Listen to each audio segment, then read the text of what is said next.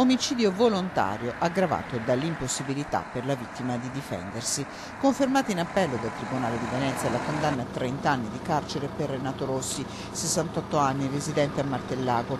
Fu lui la sera del 1° febbraio 2016 a uccidere Ezio Sankovic, 62 anni, di Rubano, consulente del gruppo Moncler. Un omicidio avvenuto lungo la Castellana, Piombino Dese. Un assassinio legato a una questione di soldi. Il manager aveva prestato 15, forse 20.000 euro a Renato Rossi, un uomo dal carattere violento che già in passato aveva avuto problemi con la giustizia. Sankovic ne chiedeva la restituzione.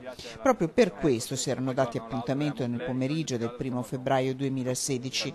Poche ore dopo l'auto era stata notata parcheggiata lungo la strada da un passante che aveva dato l'allarme. Al suo interno il corpo senza vita di Ezio Sankovic, ucciso da 3 colpi di pistola alla tempia sparati a bruciapelo. Poche ore dopo i carabinieri avevano arrestato Rossi, un delitto premeditato secondo quanto ricostruito dagli inquirenti e adesso confermato anche in appello dai giudici.